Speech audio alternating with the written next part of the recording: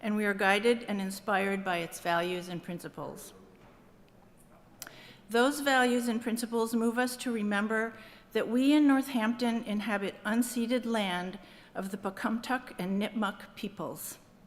Our values and principles remind us to acknowledge our responsibility to face the legacies of dispossession and systemic racism that are part of our collective history, even as we affirm and celebrate the legacies that inspire us. We are here to support and celebrate one another and to renew ourselves with hope and gratitude and new resolve. It's wonderful to see you all, both here in our great hall and online. If you are new or returning after a time away, welcome.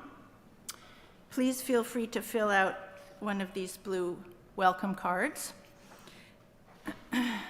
which you can put in the offering plate here on the chancel. Doing that allows us to put you on our email contact list. For those of you online, there's a link to the card in the chat. Those of you here in person, thank you for wearing your masks. Please also check the distance between groups of people who came together. You may have seen that we are no longer asking for you to sign up in advance on Eventbrite. We haven't reached our capacity in the Great Hall so far this year, and people have indicated that the Eventbrite system can be a hindrance to attending in person. When we join in singing our hymns, we ask that those of you here in the Great Hall sing softly. Those of you at home, please sing as loudly as you'd like. We ask everyone to keep your videos off except during the greeting in order to help the technology work as smoothly as possible. There will be a Zoom social hour as well after the service. I have a couple of announcements. Please save the date for the USNF annual meeting, which is on May 22nd. The meeting is immediately after the Sunday service, via Zoom or in person, whichever works for you. For those on Zoom, the annual meeting link will be provided prior to, as well as during, the May 22nd service. And finally, the fiscal year 2023 budget, there will be some Q&A sessions about that. The board has finalized the fiscal year 2023 budget. That's the fiscal year runs from September 2022 through August 2023, to be voted on at the meeting, at the annual meeting. Information sessions will be held both in person and on Zoom immediately after Sunday services on May 8th and May 15th to address any questions from the congregation. Zoom links will be provided prior to each session. The proposed budget is posted to the Treasurer's Corner in the member area of our website. Please contact Dave Nelson, Treasurer, with any questions. And now we will begin our service.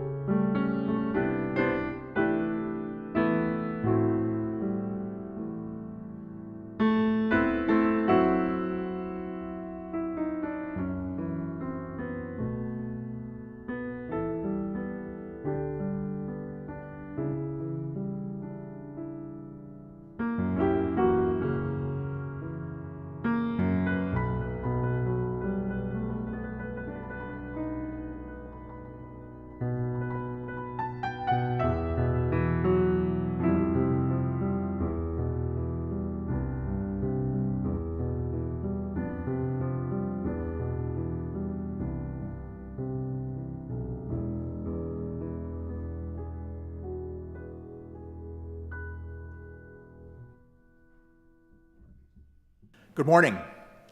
Our opening words are from Kristen Garvey, a librarian from Madison, Wisconsin. You may have heard them before. In this house, we believe Black lives matter. Women's rights are human rights. No human is illegal. Science is real.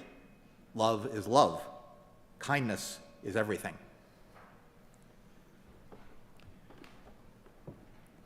I invite everyone to rise in body or spirit for our chalice lighting.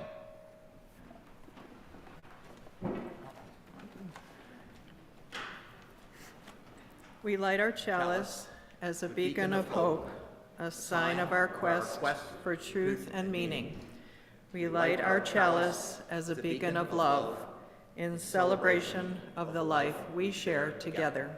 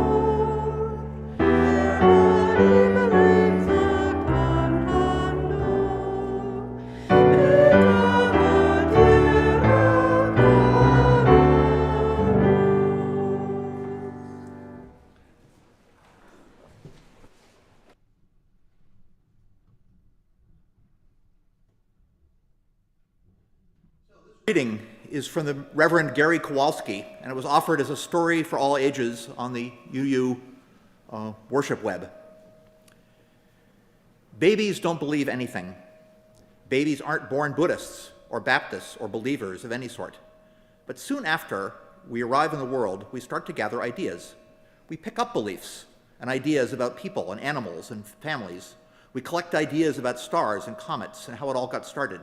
We accumulate beliefs about good and bad, right and wrong, what's healthy and unhealthy, and what is important in life.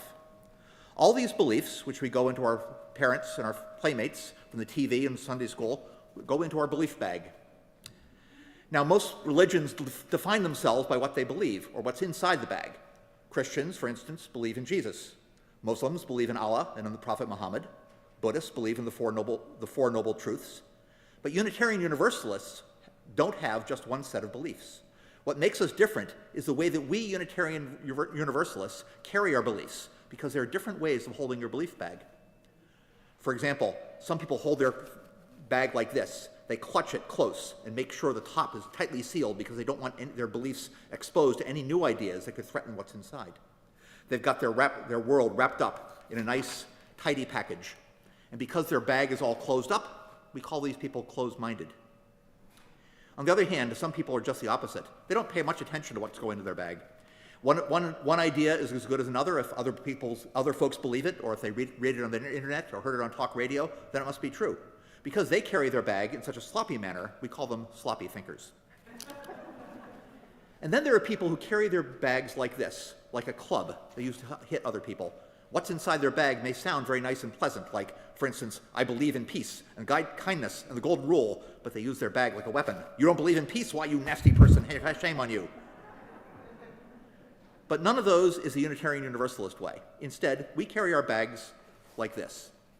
We carry them open, so that new ideas and experience can get inside, and old beliefs can be tossed aside if needed. We carry our bags in front of us, so that we can see and examine what goes in, to be sure what makes sense and fits with the other things we know, and also that we can see what our neighbors think and share our thoughts with others. Above all, we never use our beliefs to beat up or bully people. That's what it means to be a Unitarian Universalist. The next time somebody asks you, what do your people in the church believe, you can tell them. For Unitarian Universalists, it is less important what you believe than how you hold your beliefs. It's how you acquire them, how you share them, and above all, what you do with them that counts.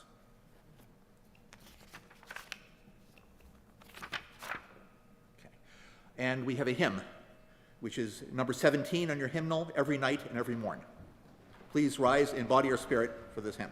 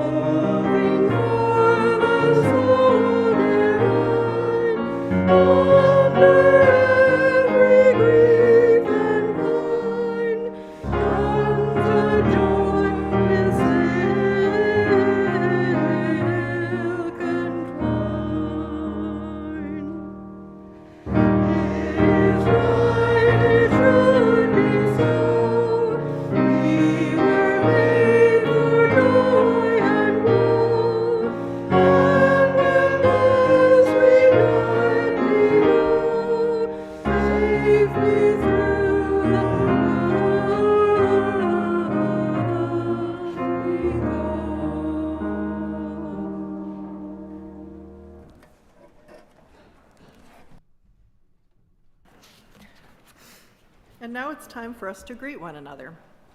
If you're on Zoom, you are invited to turn on your videos, wave, and say hello in the chat.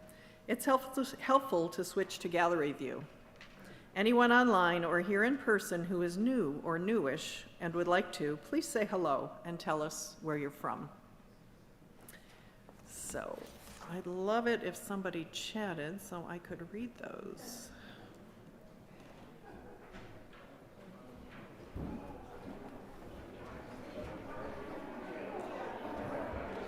Wave at the camera in the Great Hall. Wave to each other. Hello, everybody. So nice to see everybody.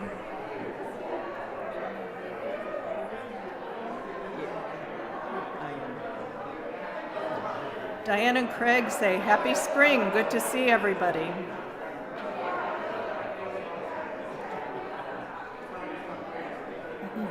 Jan N. Jan Netler, can't wait to hear David's Credo. Loved his story.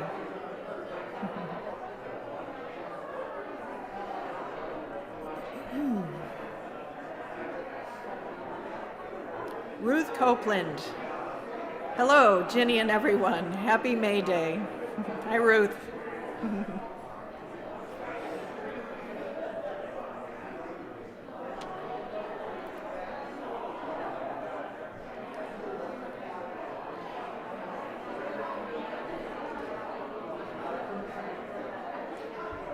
Okay, let's see here. Oh, gosh.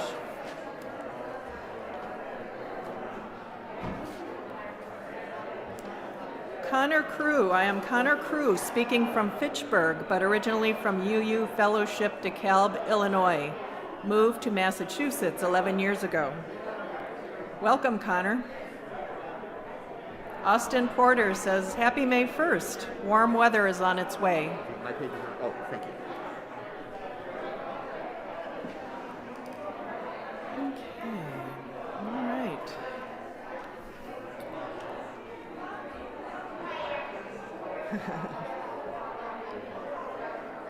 Okay, I think we'll wrap up our social hour, our greeting.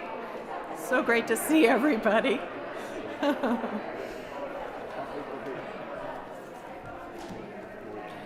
It has been good to see everybody. Please remember to turn off your videos at home.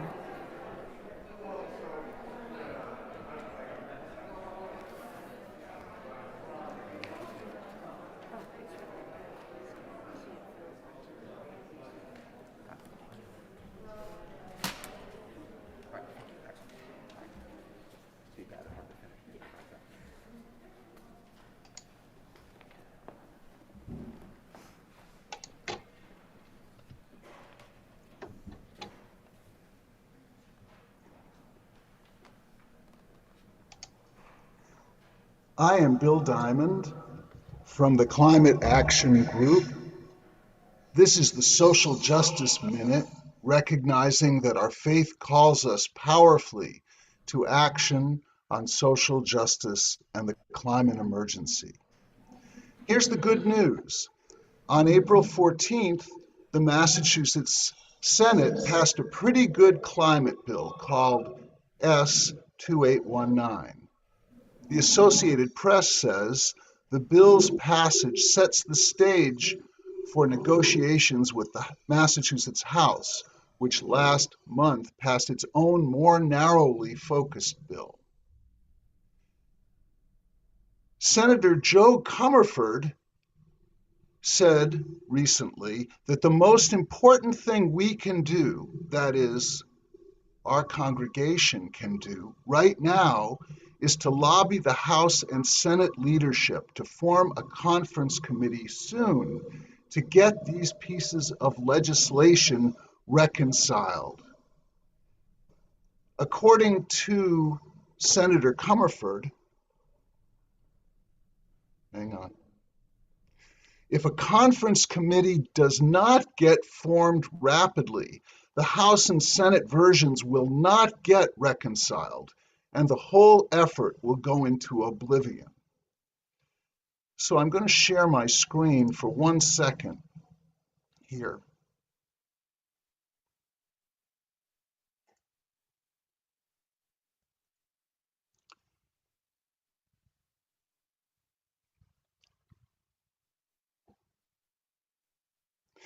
So here's what we can do. You will see a link in the chat, or if you're in the Great Hall, you will see a link on the screen here.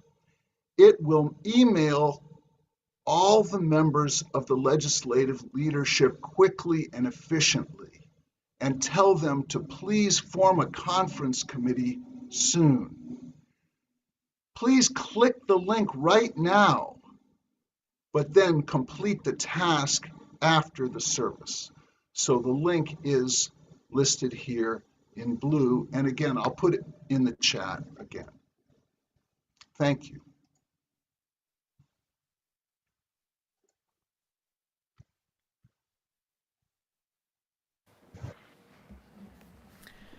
Our generosity makes everything we do possible, and it helps us support organizations and movements in the greater community. Half of the proceeds of each week's offering support the Society's operating budget, and half are shared outside our walls.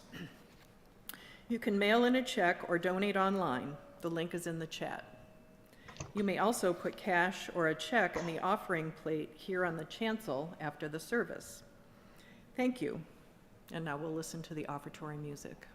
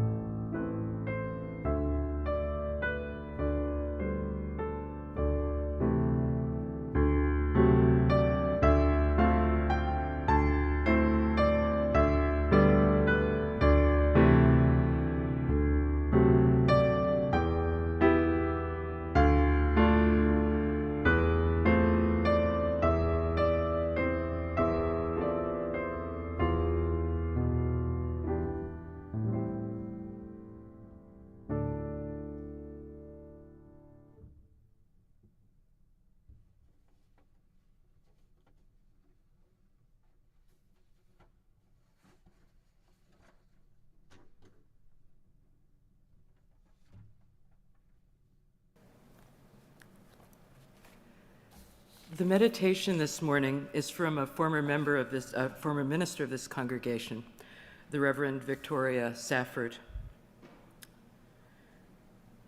When I say God, and sometimes I do, because sometimes there is no other metaphor, no other symbol, no other poetry, no other offering.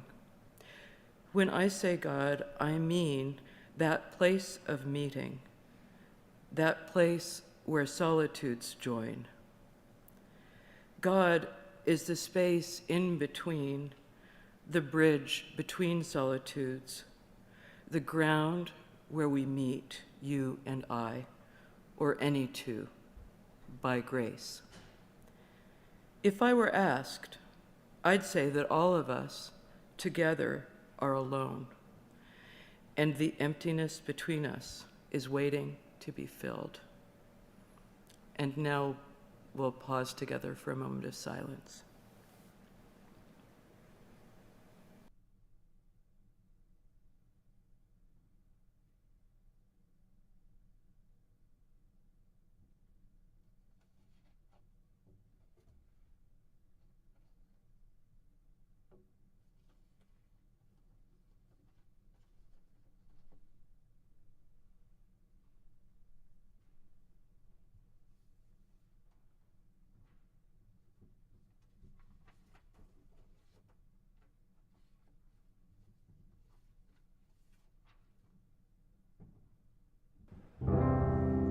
And when I die, and when I'm dead, dead and gone, there'll be one child born and a world to carry on, to carry on. I'm not scared of dying, 'cause I don't really care. If there's peace you find in dying, let the dying time be near. If it's peace you find in dying, let the dying time be near. But bundle up my coffin, 'cause it's cold way down there, yeah, it's cold way down there, yeah. Crazy cold way down there. And when I die, and when I'm gone, there'll be one child born and a world to carry on, to carry on. My troubles are many, they're as deep as a well. I swear there ain't no heaven, but I'll pray there ain't no hell. Swear there ain't no heaven, but I pray there ain't no hell. But I won't never know living, only my dying will tell. Only my dying will tell, yeah. Only my dying will tell. And when I die, and when I'm gone, there'll be one child born and a world to carry on, to carry on. Give me my freedom, or as long as I'll be. All I ask of living is to have no chains on me. All I ask of living is to have no chains on me. And all I ask of dying is to go naturally. Only wanna go naturally, yeah. Just let me go naturally. Don't wanna go by devil, don't wanna go by demon, don't wanna go by Satan, don't wanna die uneasy. Just let me go naturally. And when I die, and when I'm dead, dead and gone, there'll be one child born, there'll be one child born, there'll be one child born to carry on, to carry on.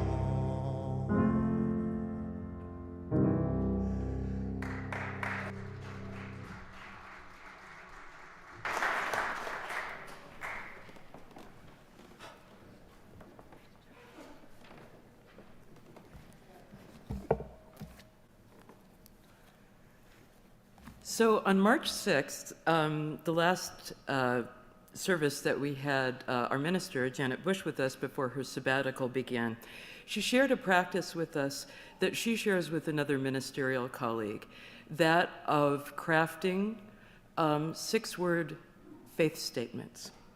And in the Great Hall, I was here that morning, and I suspect online, there's a little bit of a buzz as people took on this challenge, it seemed to resonate, maybe in an era of terse utterances, this idea of boiling something down. And to accompany David's service, we thought, well, maybe we should think about soliciting some of these from the congregation. And we got some.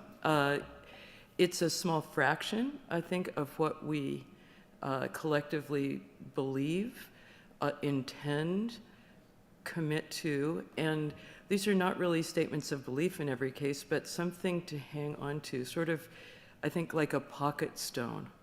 But then there's this third principle and purpose that we sometimes, I think, neglect a little bit. It says that we covenant to affirm and promote acceptance of one another and encouragement to spiritual growth in our congregations. I think a number of us note that we do a good job with the former, acceptance, but sometimes the spiritual growth or the encouragement part explicitly might not be as regular a practice. So, and to help us and maybe be that open bag and maybe let each other look into our bags, we thought that we would read some of them. Some of the congregation members, most of them, agreed to have to be named, and others wished to remain anonymous. And perhaps this will become a regular practice for us in an age of 140 characters, boiling it down. And there was also a little bit of a terse Olympics. Some people thought 6 was too many. If you can say it in 2. So Julie and I will read some of these for you. The first is from Corky Klimzak. Seek wisdom, pursue justice, grow love. From Teresa Amabile, we're each other's and the earth's. From David Beauvais, know what good is, live accordingly. From Jane Simons, faith in seeds cultivated with love.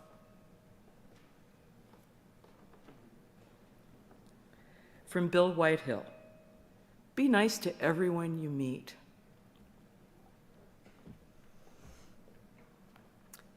From an anonymous person, celebrate curiosity, diversity, openness, connection, collaboration. From Ginny Furringer, look for the good in everything. From Kim Wolfson, cherish democracy, social justice, connection, and earth. From Ed Olmsted, listen compassionately, affirm, discern right action. From Janet Spongberg, we belong to each other. From Kathy Lilly, be kind.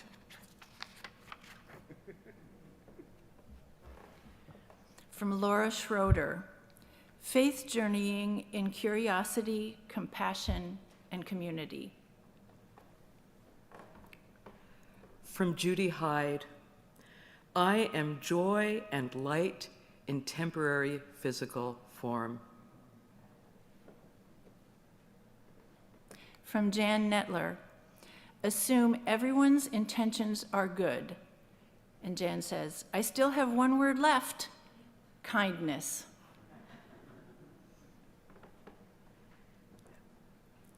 And the last one is anonymous. Live lightly, sing sweetly, love deeply.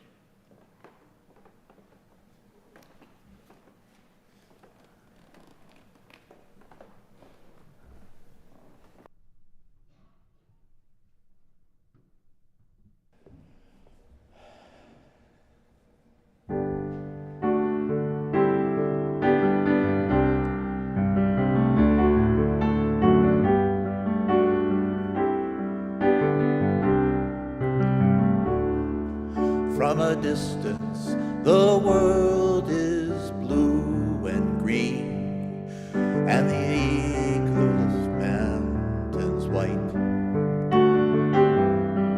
From a distance, the ocean meets the stream, and the eagle takes its flight. From a distance, there is harmony, and it echoes through the land, playing songs of hope, playing songs of peace. It's the voice of every man.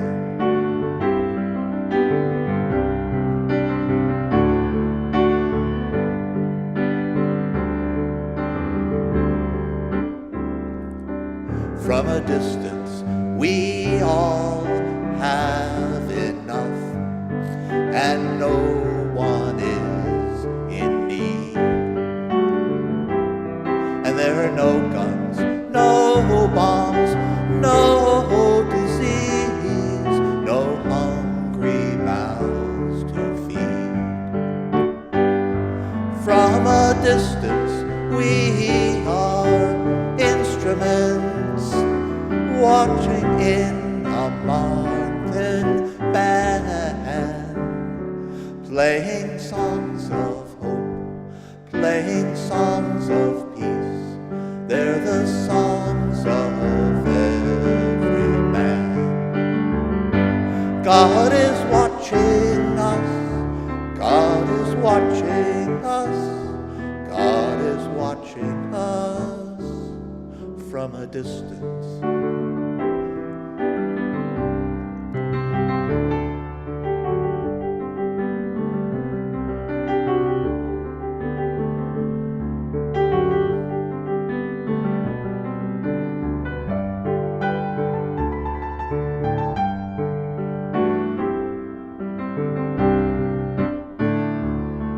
From a distance, you look like my friend, even though we are at war. From a distance, I can't comprehend what all this war is for.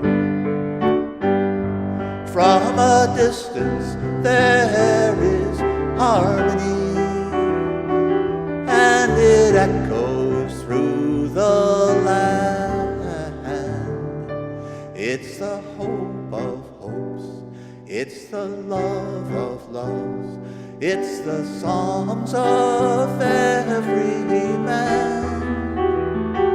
It's the hope of hopes, it's the love of loves, it's the songs of every man.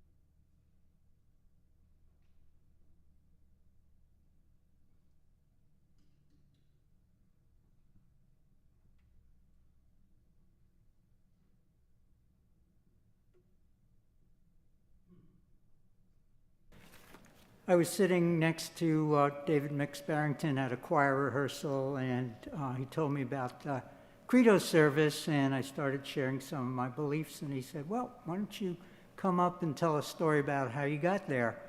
So that's what I'm going to do. In 1991, early in my career as a management consultant, I was hired to help a company improve their work processes. I did a study and presented findings to the management team. They politely told me they'd think about it, and they went on with their meeting. Their body language told me that the advice was not going anywhere. Told I could stay for the rest of the meeting, it soon became evident that they were struggling to make decisions and didn't have clear leadership. They were going around in circles, and they were starting to sound frustrated, annoyed at each other. Well, there was a flip chart in the room, and after about 15 minutes of that, I spoke up and I asked, would it be helpful if I would take notes on what they were saying on the flip chart? And they looked kind of dubious, but a couple of them said, go ahead. So I did. I set up 2 columns, one with the word pro at the top, the other the word con, and I listened as best as I could. I tried to capture what they were saying in these 2 columns, and after a few minutes, they started to refer to the flip chart and consider whether the pros outweighed the cons. And then they made their decision on the issue. As the meeting closed, 2 people who were vying for leadership approached me, told me I'd been helpful, and asked me to facilitate their next meeting. So here's the punchline. As I left the room, it was like a cartoon bubble popped up over my head with these 5 words: this is not about me. What it means to be of service just became instantly clear. And these words became my work mantra. Whenever I remembered them, they just kind of popped into my head, and they gracefully found their way into the rest of my life. And I started noticing that there are people for whom this just comes naturally. For me, it's a constant work in process. And it also opened up another question: why am I here? But to answer that would take another little piece, because it's 43 words, but the one I am sharing is only 5. So I do want to say right now, though, that accepting that I just don't know, I don't know what I am, I don't know why I'm here, that feels like a good thing, especially if it directs me to be sincerely curious. Curious about people, about their thoughts, their feelings, curious about what I'm experiencing. So here's a plug for not knowing and accepting that as part of our human condition.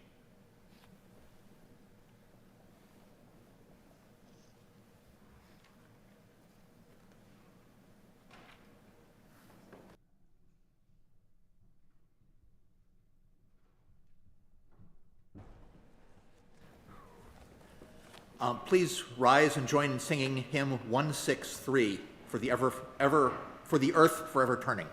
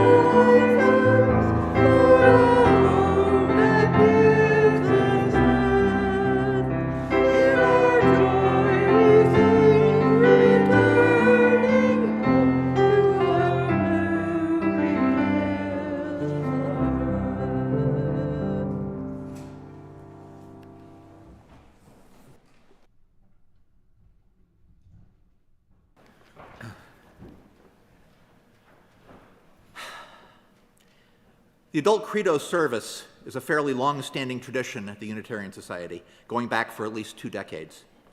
The coming-of-age class, roughly parallel to a bar mitzvah or bas mitzvah, are asked to each make some kind of statement about their credo. And somewhere along the line, it was decided that it would be nice to hear from adult members of the congregation.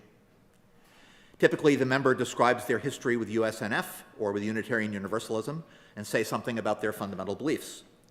The best one I ever heard was a long time ago from the late Ed Cotton, who always provided the tree for the Christmas season, and he summed up his history and his beliefs in less than a minute. We've heard a number of very nice short credos today, but I'm an academic, and I'm less capable of being succinct.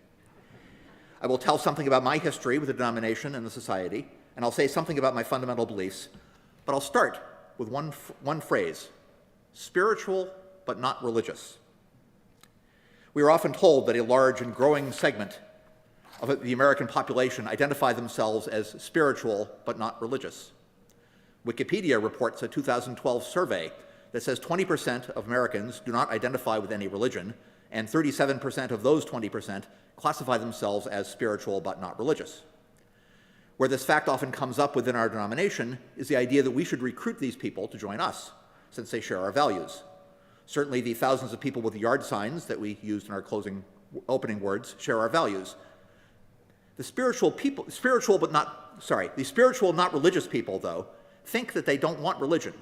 So we'd have to convince them either that we aren't a religion or that we're different enough from what it is that they don't want. But I bring this up only for contrast.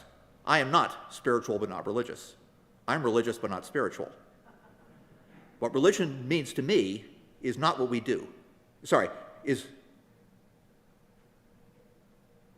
What religion means to me is not what we believe, but what we do. Perhaps not the specific contents of the bag that Gary Kowalski talks about, but what we do. Religion is making things special. With certain people, at certain times, in certain places, we do things to make things special, sacred, if you like. I don't think that it makes sense that a wafer literally turns into the body of Christ, and that's not part of my religion, my particular religion, but I understand that their wafer has become special because of their ceremony. Think about the special things about this place this morning. We remind ourselves that the land here was stolen, perhaps by our ancestors. We light a chalice, and all say the same words together. We sing a hymn that has been sung in this place for hundreds of years, and we sing it in Spanish, too, because we live in a partly Spanish-speaking country. We don't applaud, and my script says, we don't applaud when someone sings. I thank you for applauding, but you're not supposed to. It's part of a service, and it's not a performance, so that's it. Anyway, thank you. This place was very special when Rita lived here, so that she could be safer from the authorities. I think that religious people are those who work to make special places and special times like this. We all have different spiritual ideas, different contents in our bag, but we came together to do this work and create this place. It's an offering, maybe an offering to God or to some higher power, but it's certainly an offering to one another. My mom was and is someone who is religious. When I grew up, we went to her Unitarian Universalist church, to the Sunday school classes that she helped organize, and knew all about all the meetings she went to. Two of my sisters went on to become UU professionals, Jenny as a minister and Oifi as a director of religious education. I stopped going to church in high school with so many other things in my life, but in my first year of graduate school in England, I learned about the worldwide UU community. Through one of my mother's church friends, two nice elderly Unitarian ladies, out of the blue, there invited me for tea, and once or twice I went to services at their church. Later, living in Boston, I found myself next to Terry Burke's Jamaica Plain UU Church and started going. Coincidentally, I fell in love with my wife Jessica, a woman who was also raised UU, and she started going there as well, and later Terry performed our marriage. We tried a number of churches when we moved to the Valley, and we picked this one even though we then lived 45 minutes away in Orange. Jessica joined Flora's choir here, and when my daughter Julia started performing and I began performing as well, I joined her there. I stayed after Jessica decided to be religious in another way and switched to the Episcopalians, and Flora's choir was the real start of my choral singing. That later led in part to my work in musicals, plays, and operas.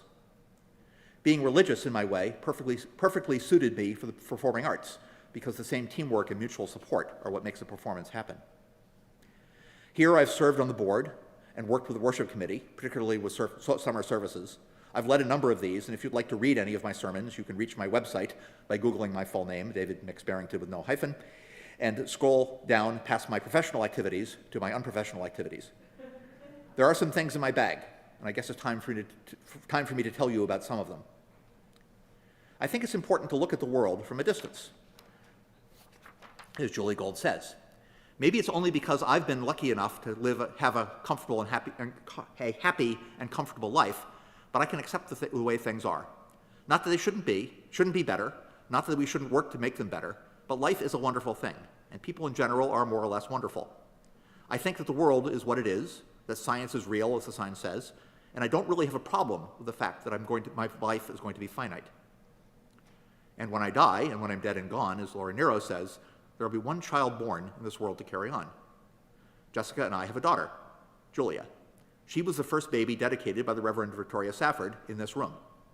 She is, of course, perfect in every way, but we would have loved her just the same anyway. She doesn't go to church at this point, but part of the bag she carries now contains religious education classes from here, before she dropped out before coming of age. I still think she's religious in the important sense, that she works to make places communities that are special. Like her mother did, Julia teaches at a boarding school, and like me, she is a theater person, and when she builds those communities, she is carrying on the work that we did in raising her, and the work that this community did in dedicating her and providing her a religious foundation. Finally, as of a month ago, Julia is wife and is mother to Graham Heron Porter, our first grandchild. He has been born to mostly carry on the work that Julia and her husband Will did in raising her, but in part, he is also carrying on my work and Jessica's work. So part of my credo, if I could ever get it down in 6 words, might involve making a world for the children, to act in every way toward a future for them. And because science is real, and Bill Diamond just reminded us again, we know that there may not be a future for them. Every week we also remind ourselves of that, and what kinds of things we can do ourselves together to help. I had a stroke a year ago. As strokes go, it was pretty minor, I guess. I had no motor impairment, and I got out of the hospital 2 days later. The main effects are on my brain. While the speech therapist tests don't show me as impaired, I know that I have a lot more trouble coming up with words, and I'll more often come up with the wrong words. Lecturing is much harder than it used to be, and I get tired and frustrated much more quickly than I do. I've been much less effective in my main administrative duties, but I'm able to teach. I've had to reevaluate what I'm able to do and how my future should go in this job. Fortunately, university faculty have considerable leeway in how they can define their job, and if my health doesn't get worse, I can make a significant contribution, and if it does get worse, I can retire fairly comfortably. I have a sabbatical coming up that will let me off of teaching for the fall, and there's a different administrative job that I think I can do well with less strain, less stress than in the current one. Still, as I said, it's a reevaluation. Last fall, at a reunion of my high school classmates, one of them asked whether I was angry about what had happened to me. I'm not. In fact, the question surprised me because it had never occurred to me. Maybe that's looking at it from a distance. Even if the stroke had killed me, I'm pretty satisfied with what I've accomplished, and there will be one more child to carry on. I want to close with one more story. One Monday in March, I had a bad day. We brought home a puppy in January, and while she is also perfect in every way, puppies, even golden retrievers, cause stress before they grow up to become comfort dogs. That afternoon, I heard about an administrative mix-up which suddenly looked like I might not get my sabbatical in the fall. I got to my evening class, more or less presented the problem that my students were to work on, and my next job was to sort the students into groups of 3 or 4, as I do in every discussion section. I couldn't do it. I couldn't keep track of the first 6 students to pick out the 7th one for the next group. My TA finally did that for me, and I went around to the groups along with the TAs to help one group at a time, and I still had trouble finding the words. I finally left the TAs to finish the discussion, called Jessica on the phone, and we went to the hospital. When you have a stroke, they stress to you that if it happens again, the sooner you come in, the better, so we did. What does this have to do, you might ask, with being religious but not spiritual? Well, as I was trying to explain my symptoms to the nurse, it came to me. I told her that I was absolutely terrified that it was going to happen again. And as I was saying that, I was thinking about Janet Bush's sermon just a week before. Maybe you heard it, about fear. We're all afraid all the time, and often with good reason. What matters is what you do with it, and naming it can be a good thing to do. So I named my fear, and it helped. I still knew I might be having another stroke, and it was perfectly sensible to be perfectly sensible to be absolutely terrified, but it helped. The very nice people at Cooley Dickinson kept me overnight for an MRI and sent me home, deciding that I had a probable TAA, which Booker Bush tells me is probably a stroke that's too small to show up in the MRI. The mix-up about my sabbatical got solved. The puppy is bigger and less stress-inducing, and I'm almost through the term. And I'm telling you this, being part of a community matters. A community where you hear sermons about the fundamental questions that you encounter in your life, that matters. This community matters. And it's here because people built it, and people maintain it, and are people maintaining it every day. Doing that, that's my religion. Please join in singing hymn number 1, May Nothing Evil Cross This Door.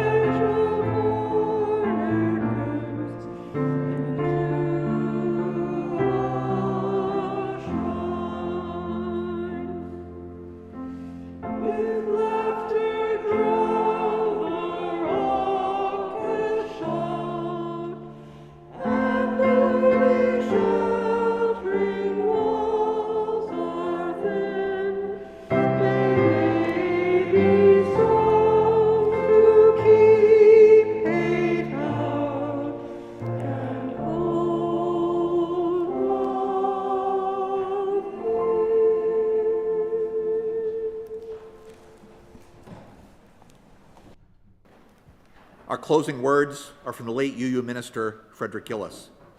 May the love that overcomes all differences, that heals all wounds, that puts to flight all fears, that reconciles all who are separated, be in us and among us, now and always. Amen.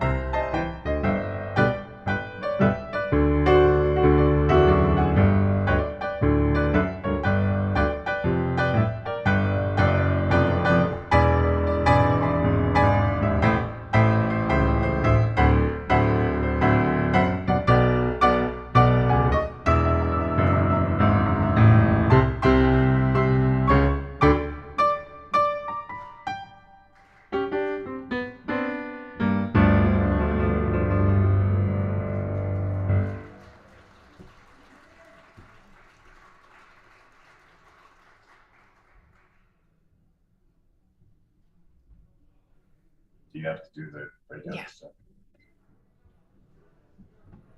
Good morning, everybody on Zoom. I'm going to let you unmute. Thank you for joining us today.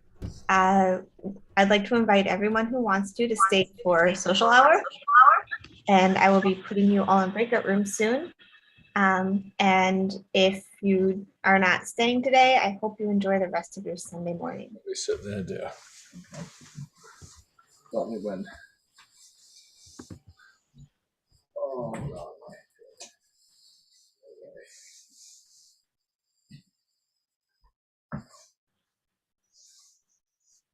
Okay, everyone should be getting invitations for breakout rooms.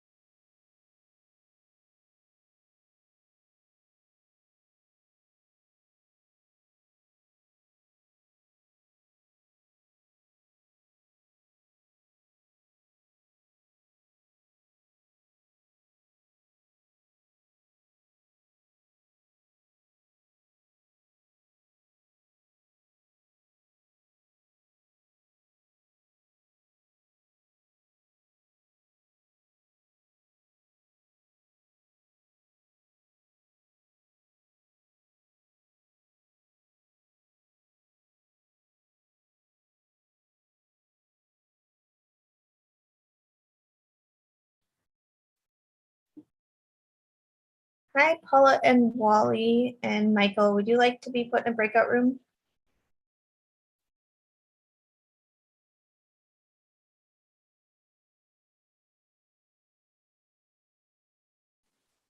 Yes, I would. Okay.